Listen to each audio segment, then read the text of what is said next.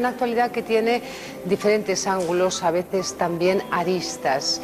Fíjense en el caso que les vamos a contar, fíjense en esta mujer que les vamos a mostrar. Su nombre era María Luisa Minetti, era directora de un instituto muy cerquita de Roma y fue asesinada por 3 adolescentes entre 16 y 17 años. Una que sepamos al menos era alumna suya.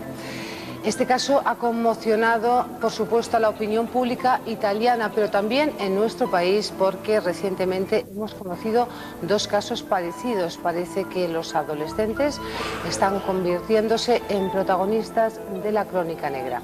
Para hablarnos de estos casos nos acompaña hoy, lo va a hacer también en días sucesivos, un periodista y criminólogo, Manuel Carballal. Buenas tardes.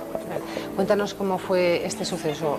Vamos a recordarlo. Este suceso, que ha concluido hace solo 4 días con una brillante investigación policial, comienza cuando se encuentra el cadáver de esta mujer, de esta religiosa, con 19 puñaladas en las afueras, en una explanada que hay muy cerquita del Instituto de la Inmaculada, donde ella era superiora, y después de que ella recibiese una llamada telefónica de una joven, de una alumna, que le decía que a raíz de una violación se había quedado embarazada, que necesitaba reunirse con ella para pedir su consejo o su consuelo. Ella deja el instituto diciendo que volverá sobre las 10 de la noche, pero ya no vuelve nunca más. Hay algún testigo que vio a esa mujer con 3 niñas, con 3 adolescentes, y a partir de ahí se inicia la investigación policial. Y se descubre que habían sido las 3 adolescentes que la habían asesinado. Exactamente. El pasado fin de semana se hicieron las detenciones y estas jóvenes, al parecer, sentían en las declaraciones que hicieron, permítanme que te lea una frase, porque es ¿cómo justificaron ellas haber matado a una mujer que no les había hecho nada, contra la cual no tenían nada en contra, ¿no? Pues este es el tema, que no hay justificación. La acusación particular del caso que lleva Michel Fervati declaraba que no cree que haya un móvil, pero si lo hubiera, me temo que va a superar la imaginación de cualquiera. Estas frases exactas se han dicho aquí en España hace unos meses en casos parecidos, y estas niñas tenían Ambra 16 años y Milena y Verónica 17 años de edad, y una de ellas, Verónica, las declaraciones que hace en el atestado policial son espeluznantes, porque dice literalmente: queríamos matar a un religioso, fuese quien fuese, no era nada personal contra esta mujer, sino contra la Iglesia. Esa es la justificación del crimen. Eso es terrible. ¿Tiene algo que ver, alguna relación? Tú has dicho, nos has llegado a decir incluso que el día de la fecha en que fue asesinada tiene una relación con ciertas aficiones suyas al esoterismo, ¿no? ¿Qué significa la fecha del 6 del 6? Claro, el crimen se produjo el 6 de junio, que es una fecha en otro crimen, en un crimen de distintas características, no tendría tanta relevancia como si se hubiese cometido el crimen el 5 de mayo, el 4 de abril o el 7 de julio, que es San Fermín. Y no tendría ninguna relación. Pero en este caso, cuando se hace el registro en casa de las autoras y se encuentran, por ejemplo, en sus cuadernos escolares, todos los símbolos satánicos, el pentagrama invertido, la cruz invertida y el número 666, que según el libro del Apocalipsis, quiero recordar que es en el capítulo 18 o el 13, no estoy seguro, se dice algo así como: quien tenga inteligencia descifre el número de la bestia, que es el 666. Disquisiciones teológicas aparte, que habría mucho que hablar, es el número que utilizan los simpatizantes o quienes de alguna manera sienten empatía con el mundo del satanismo y del diablo, y es el que utilizaban estas niñas. Por tanto, que el crimen sea el 6 de junio podía tener relación.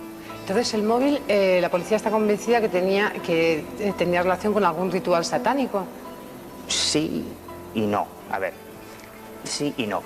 Tendría más que ver con un rito criminal que con un crimen ritual. Me explico. En este tipo de casos suelen ser el final de un proceso de elaboración en que el asesino madura, desarrolla, prepara hasta sus últimos detalles el crimen, afila el cuchillo con el que van a cometerlo, después limpia las pruebas. Hay todo un rito dentro de este tipo de crímenes.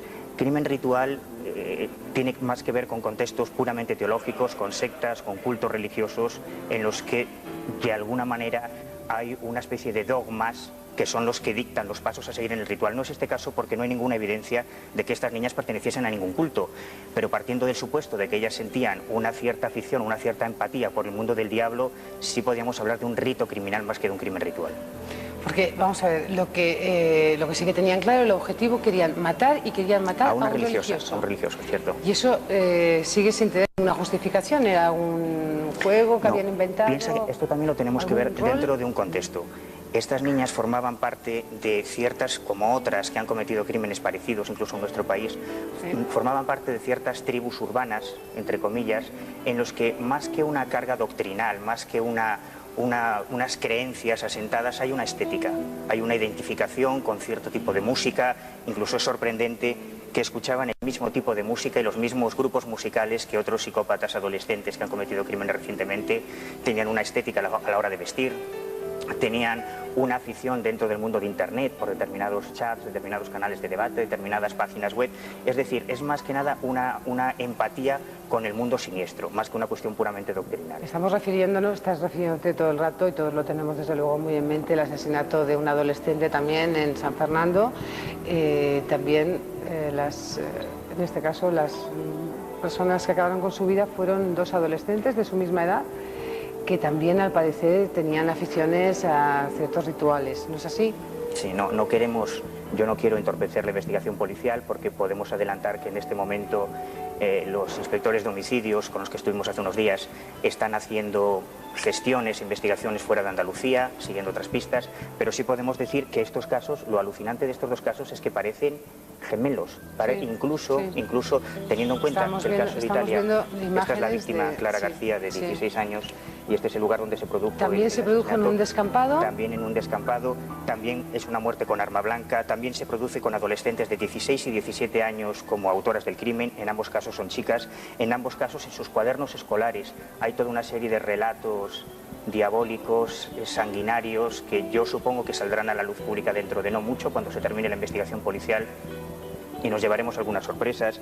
En ambos casos se escuchaban incluso los mismos grupos musicales de black metal, de thrash metal, música con unas letras muy curiosas, y en ambos casos, sobre todo en el de San Fernando, había una habitual práctica de ciertos juegos, entre comillas, esotéricos, como la Ouija, las cartas del tarot, que incluso, según encontró la policía en casa de una de las imputadas, habría reconstruido con cartas del tarot lo que posteriormente sería el crimen. Bueno, una serie de cosas verdaderamente sorprendentes. Sí, y sobre todo estoy pensando que en los dos casos, y es más que lamentable, buscaron a víctimas, y nunca mejor dicho, en el sentido de personas confiadas, personas de su entorno cercano, a las cuales engañaron además pidiéndoles ayuda. Es decir, les atrajeron hacia ellos. Estamos hablando, por supuesto, no se han celebrado los juicios, de supuestos, pero en ambos casos parece que la manera de atraerlos hacia ellas, fue pidiéndoles ayuda de alguna manera. Eran personas confiadas, acudieron a un descampado por la noche y se encontraron con la muerte. Y víctimas indefensas, que es una característica de este tipo de crímenes. En el caso de Italia, una mujer sexagenaria que evidentemente ante tres adolescentes tenía poco que hacer, y en el caso de Clara, bueno, según los relatos de los familiares y de los vecinos, era una niña especialmente sensibilizada con los problemas sociales, con temas solidarios, que había tenido gran amistad con sus dos asesinas, fundamentalmente con Iria, y que fue absolutamente confiada. Incluso, según la reconstrucción que se hizo en el lugar de los hechos, hicieron unos juegos, la engañaron con unos juegos tumbándose en el suelo, una le cerró los ojos, e inmediatamente la otra de las, como bien dices, presuntas autoras del crimen, la degolló de oreja a oreja, y a partir de ahí más de 20 puñaladas en todo el cuerpo. Habría que relacionar también un hecho reciente, un suceso reciente que nos puso a todos los pelos de punta, el de este joven de Murcia que con una katana asesinó a sus padres también y a una hermana, en este caso cuando estaban durmiendo. Hasta tú ¿cómo puedes justificar esta afición, parece, de algunos adolescentes por este tipo de rituales satánicos o por aficiones esotéricas que seguramente no controlan y que no les llevan a nada bueno? No, justificar de ninguna manera, evidentemente. Psicópatas homicidas y asesinos adolescentes han existido siempre. De hecho, si analizamos la vida de los grandes asesinos en serie, de las grandes figuras del crimen, comenzaron sus primeros pinitos no tanto con homicidios, sino con asesinatos de animales, con prácticas más o menos delictivas en su adolescencia, y que fueron desarrollando. Lo que ocurre es que el proceso de la adolescencia es parte de nuestro tiempo. Hace 50 años un chaval de 18 o 19 años ya se había casado, ya estaba trabajando, ya tenía familia. Hoy la adolescencia se prolonga, vivimos más tiempo con nuestros padres, y a veces este tipo de aficiones esotéricas, ocultistas, son la justificación, no el móvil, pero sí la justificación para ese tipo de psicopatías que están subyacentes. Yo creo que lo que tiene que hacer un chaval de 16, 17 años en estos momentos es dejarse un poco de meterse en temas que le desbordan, ir a las discotecas, bailar, divertirse, y para las cuestiones trascendentes ya tendrá tiempo. Bueno, en cualquier caso, atención a los padres con estas aficiones y efectivamente en verano